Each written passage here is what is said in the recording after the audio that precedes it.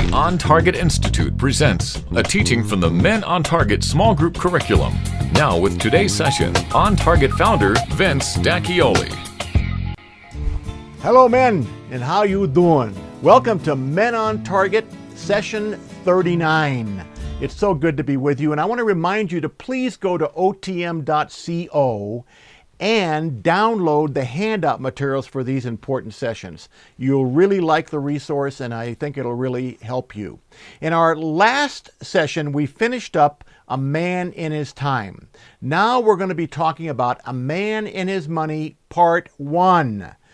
I believe, by the way, that the number one cause of financial issues in a marriage, financial difficulties, the number one cause of marriage failure. And studies have proven this as we look at marriages, that the failure to apply the right kind of ideas about money in a marriage relationship can be devastating. And what it gets into is the whole needs versus wants paradox. You know, I want certain things and I need certain things, and sometimes there's such confusion in terms of how to balance those things, it can lead to real struggle in a relationship. And it leads to what we call financial bondage. In this session, I want to go through quickly the symptoms of financial bondage, and you'll have an opportunity at the end to grade yourself and how you're doing in each of these areas. And by the way, I encourage you men to sit down with this material and do it with your spouse and ask yourself honestly, as a family, how are you doing? Here we go. Symptoms of financial bondage. Number 1, overdue bills. That's a huge symptom of financial bondage. In Ecclesiastes 5:5 it says, "It is better not to make a vow than to make one and not fulfill it." Come on, guys, we know what that means. Because we want something so bad, we'll overextend ourselves, and it really gets in the way. Number 2, feeling anxious. This is another symptom of financial bondage. In Matthew 6:24, it says, "No one can serve two masters, for either he will hate the one and love the other, or else he will be loyal to the one and despise the other. You cannot serve God and mammon." In Luke 12:22, he said to his disciples, "Therefore I say to you, do not worry about your life." In other words, don't have anxiety what you will eat, nor about the body, what you will put on it.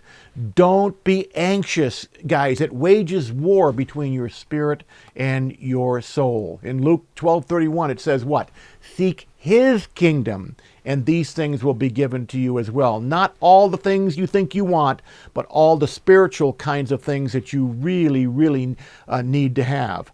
Really important that we understand this. Number 3, get rich quick attitude. If you've got a get rich quick attitude, this can be a real problem.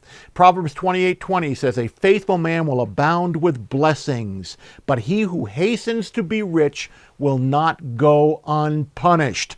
Listen, guys, there is a plethora of get-rich-quick schemes that are out in our marketplace today. You need to be very, very careful. There's no such things as get-rich-quick, and you need to be careful. Most of those examples that you're looking at, some of the people, yes, they were very, very successful. What you don't know is the amount of energy and time and oftentimes failure that had to be experienced before they got to where they are. So be very careful with the whole get-rich-quick attitude. Number 4, a big one, deceitfulness. Proverbs 20:17, "Bread gained by deceit is sweet to a man, but afterward his mouth will be filled with gravel." I can't tell you how many times I fell into that trap. When I was in the business world, I didn't know God. I would actually lie and cheat in order to get things that I really wanted, and I'm not very proud of that. Deceitfulness is a symptom of being in financial bondage. Number 5 is similar, greediness. In 1 John 2:16, it says, "For all that is in the world, the desires of the flesh and the desires of the eyes and pride of life is not," listen guys, "it's not from the Father, but is from the world." It's very important that you not really go into this whole idea of being greedy. Number 6, covetousness. A big word, okay? Ephesians 5:15, "Nor covetous man who is an idolater has any inheritance in the kingdom of Christ and of God. It's a warning that we should not be covetous. In Ecclesiastes 5:10 it says, whoever loves money never has enough, Whoever loves wealth is never satisfied with their income. This too, Solomon says, is meaningless.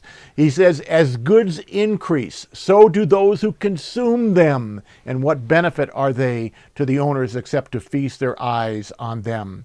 Ecclesiastes 5:10-12 also says, the sleep of a laborer is sweet, whether they eat little or much. But as for the rich, their abundance permits them no sleep.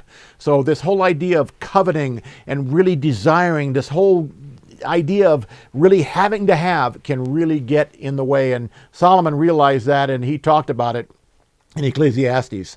And then number 7, an overcommitment to work.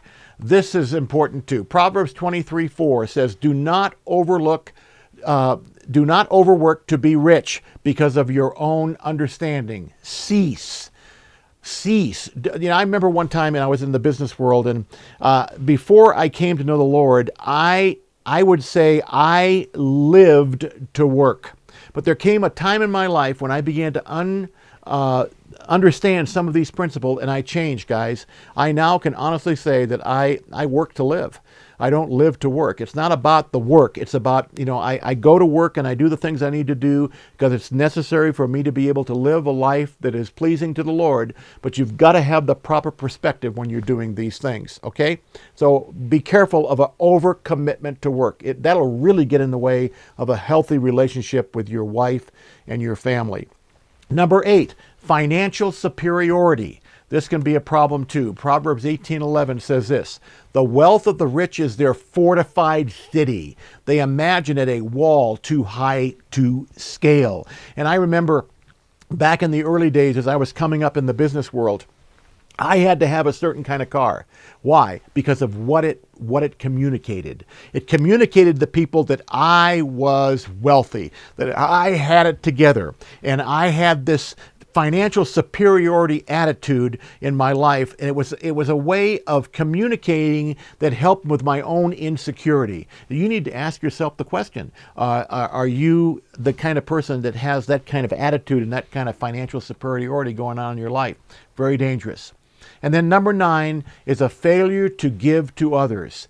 You are in financial bondage, guys, if you have a hard time giving to other people. James 2:15-16 says this, if a brother or sister is poorly clothed and lacking in daily food, and one of you says to him, go in peace and be warmed and filled, without giving them the things needed for the body, what good is that? The idea that we've got to be free to give to others. And what does that mean? It doesn't mean always giving money to the guy standing on a street corner, because sometimes they really don't deserve to have our money. But sometimes it could mean that. You need to be discerning about these things. It means, being faithful when you're in a place where you can help others and really bless them, to be free to give. It means giving an appropriate tip when you're in that restaurant. It means sometimes paying for the person in front of you's groceries when it's obvious that they're very poor and the bill came out too much for them to handle, and stepping up and saying, you know what, let me help you with that. That's what I'm talking about. If you find yourself in difficulty doing those things, then I would encourage you to ask some tough questions. Are you in financial bondage because of your failure to freely give to others? And then finally, number 10 is failure to give to God. A failure to give to God is really not a good thing. In Proverbs 3:9-10 says, honor the Lord with your wealth and with the first fruits of all your produce. Then your barns will be filled with plenty. Now, I'm not going to get into this whole idea of tithing with you guys because that's been talked about for a very long time, but it's very important that you be free to give to the Lord. Now, Thorsten Veblen says this, the main determinant in the choice and use of material goods is the maintenance of the individual's prestige and self-respect. The person's true needs are, at best, of secondary importance and often are disregarded altogether. To a large extent, a person's prestige in his own eyes, and also in those of his marital partner, neighbors, work associates, and friends, lies mainly in his capacity to demonstrate that he can consume things he really does not need. Does that sound familiar? The gap between a person's true needs and the things he consumes but does not need is one of the basic features of all economic systems. This principle is defined by the term conspicuous consumption. The awesome difficulty in freeing ourselves from conspicuous consumption lies in the fact that we are reared in it from our earliest months. That it is accepted as an unquestioned, desirable aspect of our existence, and that our concepts of ourselves as worthwhile, desirable persons depend to a large extent on how well we play this game. 1 Timothy 6:10 says, "For the love of money is a root of all kinds of evils." Now, again, God wants to free us. In the next session, we're going to talk about keys to financial freedom. But in this session, the life implication is living in financial bondage displeases God and can destroy your family and relationships. So your discussion questions are simple. Let's go over these real quickly. On a scale of 1 to 5, how would you rate yourselves in the area of overdue bills, feeling anxious, the get-rich-quick attitude idea? How are you doing in that area? Are you finding yourself gravitating towards some of those schemes? How about deceitfulness? Do you find yourself kind of bending the truth or being a little bit deceitful when it comes to your dealings financially? Greediness, we talked about that. Covetousness, the whole idea of really wanting sometimes what your neighbor has, and the whole one-upsmanship kind of idea, okay? An overcommitment to work. Do you work to live, or do you live to work? What is your attitude in that area? Are you a snob financially? Do you find yourself putting badges around you of things you own to display some kind of financial superiority? And are you having a hard time giving to others, and are you having a hard time giving to God? Someone asked me one time, do you tithe on the gross, or do you tithe on the net? And I heard somebody say, well, it depends on whether you want the gross blessing or the net blessing. That's just a cute way of saying, look, guys, it really doesn't matter. The idea is what's in your heart. Is your heart really have the right attitude, and are you in financial bondage? Listen, rate yourself, and until next time, don't forget about it.